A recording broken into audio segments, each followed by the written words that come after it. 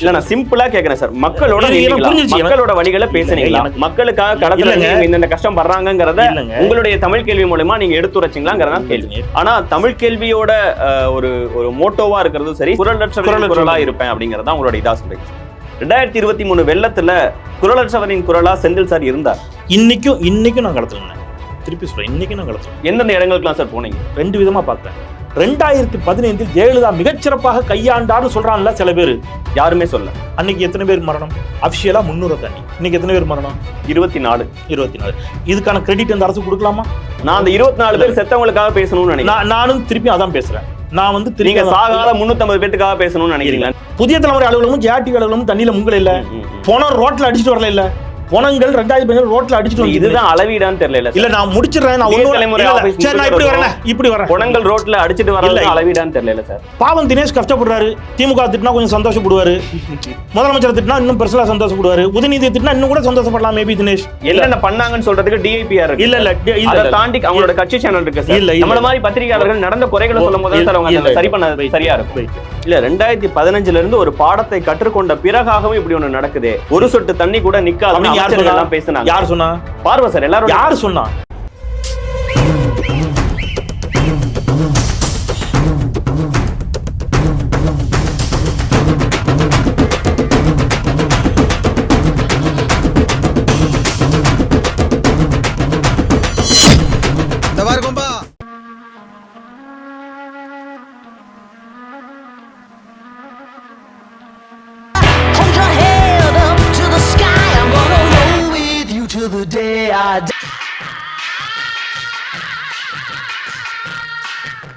ஒரு பெரிய மனுஷனா இருக்கேன், கபடி விளையாட்டுல சேர்த்து உனக்கு மரியாதை கொடுத்தா இங்க கள்ள விளையாட்டா விளையாண்டுகிட்டு இருக்க.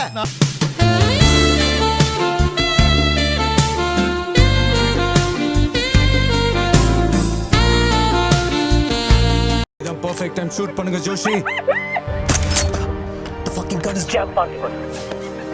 பிரச்சனை நான் மட்டும் இறங்கி வேலை செய்யறதுக்கு அது ஒண்ணு நம்மள மாதிரி மனுஷன் இல்ல, மெஷின். மாசம் சர்வீஸ் பண்ணணும்.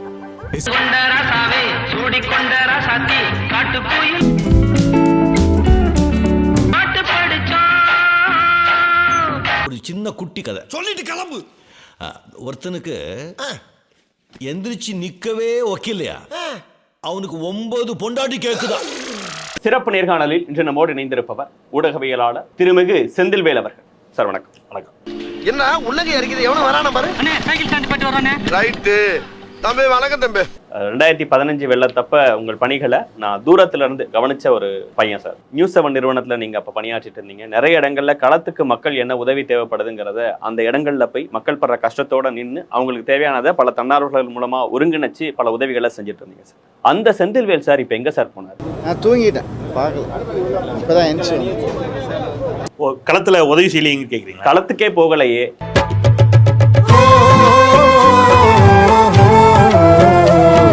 அன்னைக்கு வந்து ஒரு பெரிய நிறுவனம் என் கையில இருந்துச்சு. நியூஸ் 7 தமிழ்ங்கிற ஒரு பெரிய நிறுவனம் இருந்துச்சு.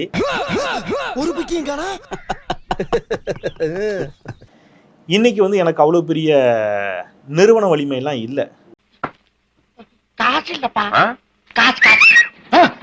இதுதான் என்னுடைய அலுவலகம், இதுதான் என்னுடைய இன்றைய நிறுவன பலம் அப்படிங்கிறது இதுதான். இல்ல 2015 இருந்த செந்தில் சார் அவருடைய கட்டமைப்புக்கு உட்பட்டு என்னென்ன முடிஞ்சதோ அதை செஞ்சாருன்னா 2023 இருக்க செந்தில் சாருக்கு இன்னும் கொஞ்சம் ஃபாலோவர்ஸ் அதிகமா இருக்காங்க, உங்களை பின்தொடரவங்க அதிகமா இருக்காங்க, நீங்க சொல்றத கேட்கறவங்க அதிகமா இருக்காங்க போது இன்னும் நிறைய செஞ்சிருக்க முடியும். உள்ளுக்குள்ள உறுத்தல பொறம்போ அப்படின்னு உங்க மனசாட்சி உங்களை பார்த்து கேள்வி கேட்காத மிஸ்டர் பார்த்தசாரதி. ஆனா தமிழ் கேள்வியோட ஒரு ஒரு மோட்டோவா இருக்கிறது சரி, செந்தில் சார் எல்லா இடங்களையும் போட்டிருக்கிறது எனக்கு தெரிஞ்சு நினைவு சரியா இருந்ததுன்னா உங்க ட்வீட்ஸ்ல உங்களோட பயோல இருக்கிறது கூட குரலற்றவரின் குரலா இருப்பேன் அப்படிங்கறத உங்களோட இதா சொல்றீங்க சார். 2023 வெள்ளத்துல குரலற்றவரின் குரலா செந்தில் சார் இருந்தார். இல்ல இருந்தா ஓண்டியா கேப்பேன் நானு. குரலற்றவரின் குரலா செந்தில் சார் இருந்தார். Yes of course. அது குரலற்றவர்களுக்கு தெரியும். சாரி எனக்கு தெரியும். நான் வந்து ஒரு 5 கிலோ மூட்டையை வந்து ஒத்த கிலோ தூக்க வேண்டிய மூட்டையை கஷ்டப்பட்டு முதுகுல தூக்கிட்டு போய் வீடியோ எடுத்து போட வேண்டிய இடத்துல இல்லைன்னு நான் நினைக்கிறேன். 4 வீடு வாங்கிட்டீங்கிற நாய்க்கு பாலமே பாரு, பேச்ச பாரு, பாரு, ஏகத்தாளத்தை பாரு. 2023 வெள்ளத்துல மக்கள் அவ்வளவு கஷ்டப்பட்டு இருக்கும் போது தமிழ் கேள்வி செந்தில் சார் மக்களுக்காக பேசாம அரசு என்னென்ன சொல்லுதுங்கிறதையும் அதோட விளக்கத்தையும் அரசு இதெல்லாம் சரியா செஞ்சிருக்குன்னு முரசொலியில் உங்க கட்டுரை முதற்கொண்டு நான் படிச்சேன் சார். அரசு இந்த இடத்துலலாம் சரியா இருந்திருக்கு, 2015 இங்கெல்லாம் தப்பு நடந்தது, அதோட இதை வந்து ஒப்பிட்டு நம்ம பேசணும் அப்படின்னு சொல்றீங்கல்ல, இதுதான் சரியா இருக்கா அப்படின்னு கேக்குறேன். ஆனால் உங்களை அடிச்சுக்க முடியாது என்ன அடி சிங்கிறீங்களே. அன்னைக்கு நின்னதுல இன்னைக்கு யாரெல்லாம் நிக்கலன்னு சொல்லுங்க பாப்போம், ஒரு லிஸ்ட் போடுங்க பாப்போம். எனக்கு முதல்ல எடுத்தோன்னே செந்தில் சார் பல பேர் சொல்றாங்க அன்னைக்கு நின்னாரு இன்னைக்கு நிக்கலன்னு. ஒத்துக்கிட மனசு இல்லனாலும் அதான் நேசம். இன்னைக்கும் நான் களத்துல நின்னேன், திருப்பி சொல்றேன், இன்னைக்கு நான் களத்துல. எந்தெந்த இடங்களுக்குலாம் சார் போனீங்க?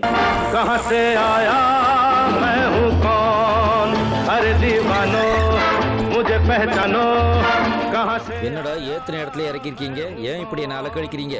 நான் வந்து அதான் சொல்றேன். 2015 நான் நியூஸ் 7 தமிழ் அலுவலகத்தில் நின்று செஞ்சேன்.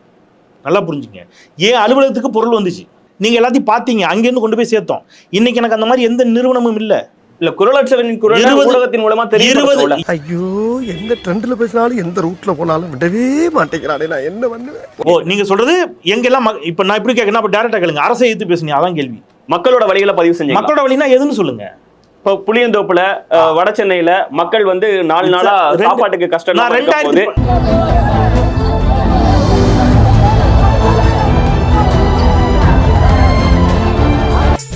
சொல்றா என்ன நம்ம பேசுறா ஏதாவது பேசுறா.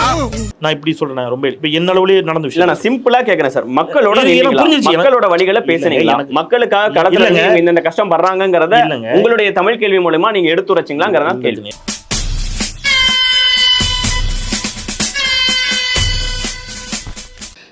அன்றைக்கு 2015 ஜெயலலிதா அரசின் மீது உங்களுக்கு விமர்சனம் இருந்தது, இருக்கிறது, அதான் கேள்வியா? ஆம், இருந்தது, இருக்கிறது, ரைட். இப்ப இருக்கிற அரசின் மீது உங்களுக்கு விமர்சனம் இல்லவே இல்லையா, அதான கேள்வி. எனக்கு இந்த அரசின் மீது விமர்சனம் இருக்கிறது. ஆமா, இருக்கிறது சார். வெள்ளத்தை கையாண்ட விதத்துல ஆமா இருக்குது. நம்மாலிலே இப்படி பண்றீங்களப்பா. 2 விதமா பாக்குறேன். 2015 ஜெயலலிதா மிகச்சிறப்பாக கையாண்டான்னு சொல்றான்ல சில பேரு, யாருமே சொல்ல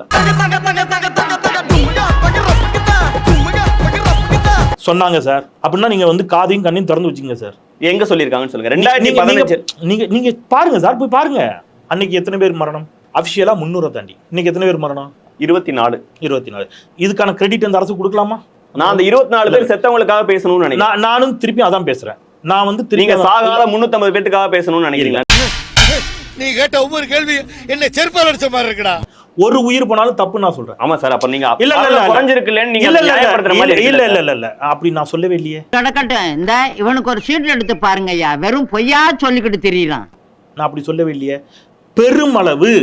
பெருமளவு என்ன செஞ்சிருக்காங்க நடந்துருக்கு. அதுக்கு அரசுக்கு கிரெடிட் கொடுக்கணும்னு சொல்றேன். நான் கிரெடிட் கொடுக்கணும்னு யாரும் சார் நீங்க சொன்னீங்க. இல்ல நான் என்ன கேட்டேன்னா, பிளாஸ்டிக் ஓபன், இதுக்கான கிரெடிட் அந்த அரசு கொடுக்கலாமா?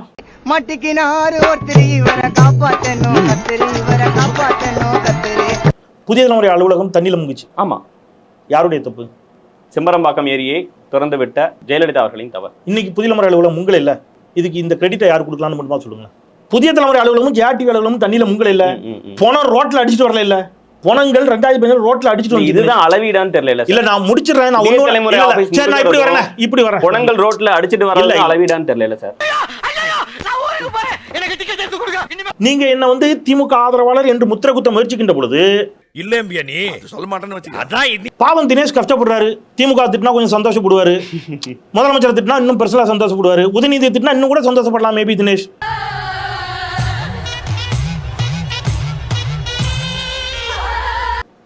ஒரு உயிர் பலி கூட ஏற்பட்டிருக்காமல் தடுத்திருக்க வேண்டிய பொறுப்பு அரசுக்கு இருக்கிறது. அதை ஏன் நீங்கள் கோட்டை விட்டீர்கள்? இந்த பொறுப்பு அரசுக்கு இருக்குது, இதுவும் அரசுக்கு இருக்கு. இதெல்லாம் அரசு நோக்கிய கேள்வி.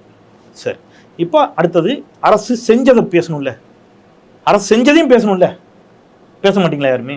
என்னென்ன பண்ணாங்கன்னு சொல்றதுக்கு டிஐபிஆர் இருக்கு. இல்ல அத தாண்டி அவங்களோட கட்சி சேனல் இருக்கு சார். நம்மள மாதிரி பத்திரிகையாளர்கள் நடந்த குறைகளை சொல்லும்போது சார் அவங்க சரி பண்ண சரியா இருக்கும். இவன் மூத்திரத்தை குடி, அப்ப கூட உனக்கு புத்தி வராது. இல்ல 2015 இருந்து ஒரு பாடத்தை கற்றுக்கொண்ட பிறகாகவும் இப்படி ஒண்ணு நடக்குது. ஒரு சொட்டு தண்ணி கூட நிக்காது. யார் சொன்னா? பார்வை சார், எல்லாரும் யார் சொன்னா? எவ்வளவு பெரிய மழை வந்தாலும் 20 சென்டிமீட்டர் அளவுக்கு மழை வந்தாலும் கூட மழை வந்த சுவடே தெரியாமல் இன்றைக்கு மாநகர மக்கள் மகிழ்ச்சி வெள்ளத்தில் திளைத்துக் கொண்டிருக்கிறார்கள். வட சென்னையில் மக்கள் தண்ணீரில் தத்தளித்தார்கள். அதற்கு இந்த அரசு பொறுப்பேற்க வேண்டுங்கிறத நான் 10 முறை ஸ்ட்ராங்கா உங்ககிட்டே சொல்லிட்டேன். இதை மட்டும்தான் பேசணும். வட சென்னையை பத்தி மட்டும் பேசுவோம். 1000 விளக்கு சரி செய்யப்பட்டதை பற்றி, அண்ணா சாலையில் நீர் தேங்காததை பற்றி. வட சென்னையில இருக்கவங்க பாலுக்கும் பிரெட்டுக்கும் கத்திட்டு இருக்கும் போது நம்ம வந்து மத்திய சென்னையில மவுண்ட் ரோட் கிளியர் ஆயிடுச்சு, சென்னை மீட்ட திமுக போடுறது சரியாங்கிறதா என்னோட கேள்வி. தப்புன்னு யாரு சொன்னா சரின்னு?